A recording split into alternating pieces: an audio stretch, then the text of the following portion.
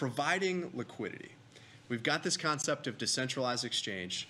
There's no middleman, there's no broker. You go to the protocol, you connect your wallet, you are your own custodian, self-custody, and now you can trade. You can swap tokens on Ethereum, on other networks, as long as there's liquidity.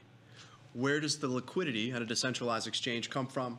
It comes from liquidity providers. So as an individual, when you interact with some of these protocols, in this case, we're going to look at Uniswap. It's the biggest decentralized exchange. When you interact with these protocols, you can participate as a trader, let's call it, where you go and you use the swap functionality. I've got ETH, I want to sell it and buy something else. I can do that all in one trade. Now I'm in a new position.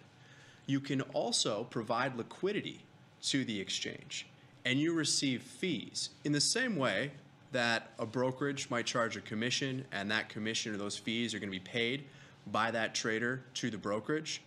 The trader pays fees to conduct the swap, but it goes to the protocol, and then it's split up, it's divvied up among all of the liquidity providers. So if you're providing liquidity, the incentive for doing that is you're actually generating those trading fees as a result. So that's the basics, but let's actually jump into this and set it up. Talk about how this works.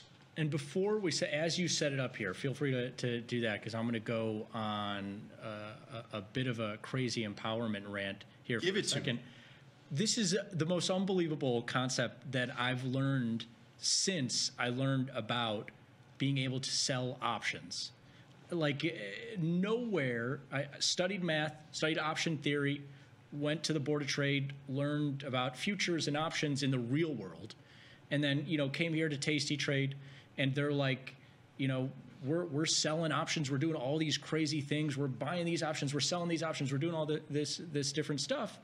And you show me this concept of providing liquidity, whereby because the whole thing with options a lot of times is like, nowhere else in life are you able, unless you're selling insurance, literally, are you able to be on the side of selling insurance to people. Right. You get to write the contract. When you sell a call option, you sell a put option. You write that option. Truly empowering, innovative stuff, being able to sell people insurance on different markets. And in a way, it's kind of like providing liquidity, right? If I sell this guy a put on his S&Ps and the market's crashing, then he has I'm giving him the liquidity to get out of that position. Yes. Okay, and I took a fee from him in the put that I sold. I got some money in the door, whatever. This is the next level, Ryan, in my mind. Yeah, it's very similar. It's similar, but also like the idea that you're literally collecting fees, that you are essentially the house. You're doing something that forever has been, you can only be a professional and you can only be working at one of these 5 companies to provide liquidity in these markets and make money from this, to now anybody with access to a computer and internet can essentially do this and make money this way, as opposed to forever, oh, you just have to buy Bitcoin and hope that you bought it at the right time. This is unbelievable. Yeah, this is really similar to selling strangles. So anybody that's familiar with that, selling option premium, this is going to look very similar. So let's jump into it. We've got the Uniswap app up here on the screen, and I've actually already connected my wallet, so we won't go through that whole process. You can do this with the tastycrypto wallet app. You can do it with other self-custody wallets. You just go in here and you're going to click a connect button, so you can see that I'm connected in the upper right corner. But you click the connect button, it's going to give you a menu. Click on wallet connect, QR code, you scan it, and you're instantly connected. So that establishes the connection. Now we can use the protocol. You plug in, you're ready to go. When you leave, you unplug. It's that simple. So we've talked about this, what's up on the screen. This is the swap interface. So it's going to recognize the balance in the wallet. If I want to swap that into another token, I click this drop down, select the token, go from there. But again, what powers that? Liquidity providers, liquidity pools. So let's click on pool. And this is going to show you a list of pools that I've had over time. We'll hide the closed positions. And we're going to take a look at the existing pool that I have. What I do want to point out, though, that this is out of range. So what that means is when I've gone in here to set up this liquidity pool, I have to select a range in which I'm going to provide liquidity. You can really think about that almost like a strangle. What is your short put strike on the downside? What is your short call strike on the upside? That's the range that you need the underlying to trade within. It's not perfect. It's not apples to apples, but it's a way that you can think about it conceptually, right? I've got a lower bound and an upper bound to my range. Right now, I'm out of range. But let me show you what we've got here, and then we'll walk through setting up a new pool. So this is a real pool, real money, real numbers here. This is how much liquidity is in this pool, and these are the fees that were generated off of this pool as people, institutions, whomever, come to the Uniswap protocol and they trade. So I'm providing liquidity for a single pool, which is the USDC, US dollar stablecoin, ETH pool, okay, at 5 basis points. So this is the fee that's charged on the notional size of the transaction when you swap. 5 basis points is going to be charged. There's also the gas fees that you're going to pay to interact with the Ethereum network. But this 5 basis points goes to the protocol, or is charged by the protocol, goes to those that are providing liquidity. So that's where these fees come from. There are different pools with different rates. This is a pool that I've gone into because it's really one of the deeper pools. It's where there's a lot of liquidity. Obviously, on Ethereum, a lot of people are trading USDC and ETH, or getting out of ETH into USDC, into dollars, or back into ETH from dollars. So you see a lot of activity here. They do have an analysis tab. You can see the depth of the pools. You can see all the activity. But we're in this pool. This is the rate. This is the size of the pool. So when I started, you can see that it's gone down in price a little bit because this was the range, 36.11 to 41.50. We were closer to 4 when I started. Current price is 35.28. So we know that the value here has fallen a little bit from where we started. But what's interesting about this is this pool, given the amount of trading activity, and it's variable, right? We have no control over how many people are going to come to Uniswap and trade, or what's going to happen in the market. But over the last 9 days, I started this pool 9 days ago, this has generated $272.35 off of, at the time, what was probably $5,500, $5,600. So that's a pretty good return any way that you slice it. These fees are paid not only in USDC, but also in ETH. Okay. So you have a little bit of risk there where we can see this number change simply by the price of ETH going up, or vice versa, it can fall as well a little bit. But you can see a breakdown of the fees. So we've generated $141 in USDC stablecoin and spot 0.37 ETH.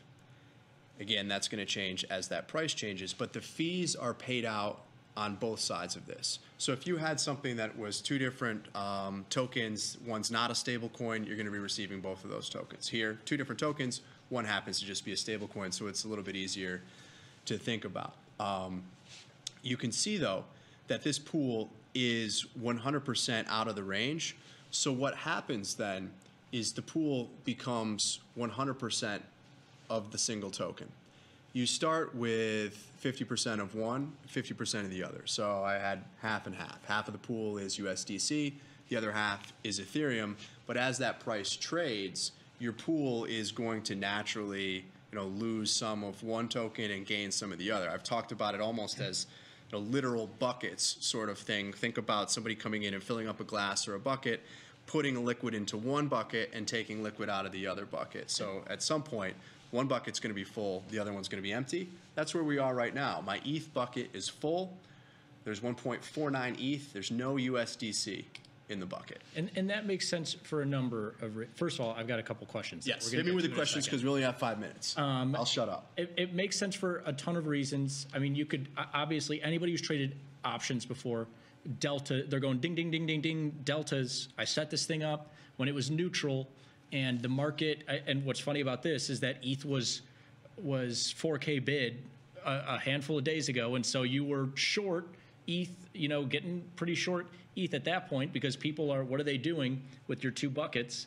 Their ETH is moving up. They're buying your ETH essentially, yes, and they're giving you USDC.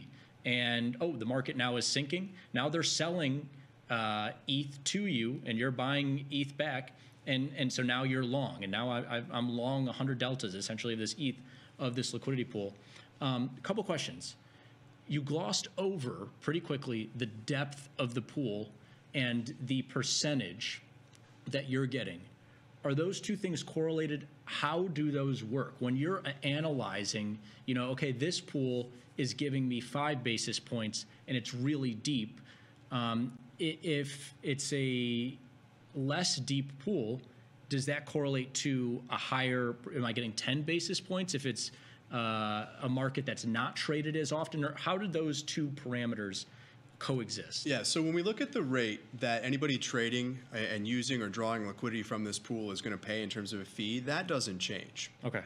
But depending on the participation in that pool, and then my overall size, or whatever the size of the pool is, that's going to determine how much of those aggregate fees Gotcha. I'm going to receive, right? So if you just think about one extreme, if you are the pool, then you are going to receive all of the fees. Gotcha.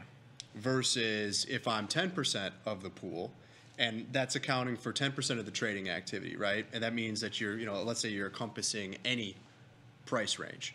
There's ways that you can, I wouldn't so much say gamify this, but depending on how you want to approach it, maybe you want to set it up so that you think over the next day, price is going to trade within this very tight range. You want a very small range. You're naturally going to generate more fees than if you have a really, really wide range, because more of your liquidity is going to be concentrated right around that current price. Because you're a bigger fish here. So yes, and you're going to be receiving more of those fees that are occurring, given the price is trading, right there at that range. So that's going to determine it. But what I look at, generally speaking, is I just want to be in something where I feel it's liquid enough, there's enough participation, you're not going to see some insane move, or the two tokens aren't going to deviate much in price. So I like to do this against a stable coin. I really only have to account for then what's the price of Ethereum going to do. Mm-hmm. But in terms of where do those fees come from, or how is I guess how is your position made up relative to where those fees are coming from, it's just the size and then how much of that trading activity that you account for. And so you're out of range right Yes. now. Okay. Now, when you set up this pool, I'm guessing you want to be in range forever. Not necessarily. So you might think about it as, I'm looking at a chart and I think that over the next week or so, or over the next month, it's going to trade within this range. And that might be $500 wide. It might be $200 wide. Mm-hmm. You might model this based on implied volatility. You might say, look, it's trading at a 75 vol. Let's see, what's that one standard deviation range for an 80 vol? And that's going to be my range. And I'm happy if that stays in range for a week. Generate these fees. If it goes out of range, I might rebalance. Or you might simply do it based on levels where you want to buy or sell the underlying. So if you've decided that, I think 3,500, 3,600 is the floor, and I want to be 100% ETH, that's where I might put my minimum price. Same thing with the kind of upper bound. Maybe I think that that's the resistance, and we'll see if it trades that way. But there's a lot of different ways that you can approach setting up the pool. I typically will look at the implied vol and create one standard deviation range based on that. And quite often that holds for a couple of weeks. Every once in a while you get a great run and it's just chopping for months at a time, mm-hmm. and you're generating fees and you don't have to manage it, you don't have to do anything. Other times I've had situations where put the trade on and this thing goes up 10% in a day, and now all of a sudden you're out of range. So you have to eat the fees that you paid and you didn't get the return for it. Happens once in a while. Or you just sit there, you wait, maybe it comes back in range. And I guess that's a good, maybe this is the last point that we hit on today. The barrier to setting up this liquidity pool is the one-time fee to opening the pool, right? And then and I guess that's my point, is if it chops in my range for a year, am I just taking a part of the fees that are coming in from that trading, and I'm not paying anything out from my side? That's right. Yeah, the only time that you're going to pay is to either enter into this position, create a liquidity pool, or to remove your liquidity. Anytime that you're interacting with the network. Otherwise, you've made that decision. You're providing liquidity. That liquidity is being utilized, and you're generating fees. So there is a scenario where this is a very passive way to generate income or to generate some yield, or you could be very active in your management. The fees play a role given the size of the pool. If I come in here and I have $1 million that I can put into a pool, I do not care if the fees are $100, $200, $300. Doesn't matter, right? If I have $5,000, it makes a difference to me if it's $200 to enter into this position versus $20 to enter in this position. It's going to determine the frequency at which I do this or how much money I might use to begin with. But once you've put that position on, you're not paying to do anything other than take it off or manage it. It's funny, there are obviously little intricacies to this. How you set it up, what the costs are, how you adjust it, and the markets themselves that move. Because, yeah, we talked about ETH and a stable coin. When you start doing more exotic kind of pairs of Solana and ETH, stuff's going to be wild.